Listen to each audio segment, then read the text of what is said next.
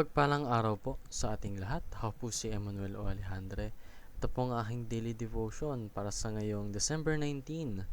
And for today, we are going to continue our series of God's generous provision. Our focus will be how God is generous to those who seek Him.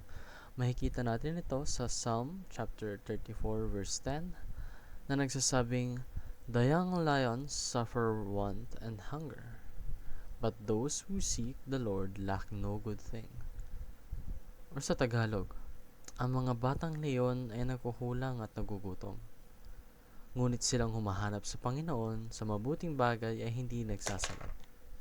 So, alam mo naman po nating lahat na God is a generous Father. Bilang kanyang mga anak,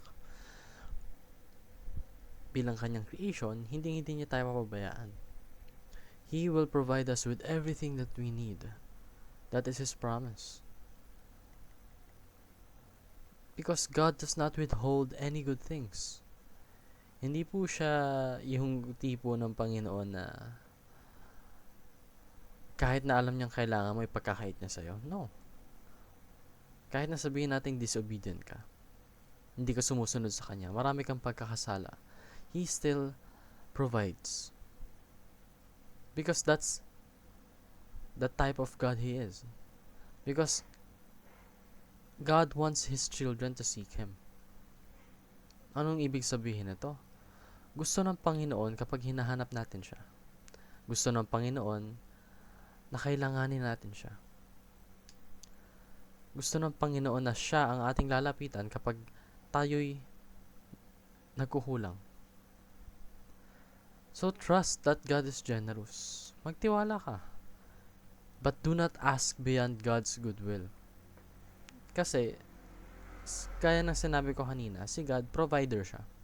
Pero siya yung provider ng mga pangangailangan mo. Hindi ng selfish desires mo. So, seek God, not wealth. Kasi, ang tanging prosperity lang na tunay na nagmamatter, na may value, is yung prosperity mo sa Panginoon. Yun lamang po ang aking daily devotion. Maraming salamat sa pakikinig. Pagpalain po tayong lahat, and let us all give glory to God.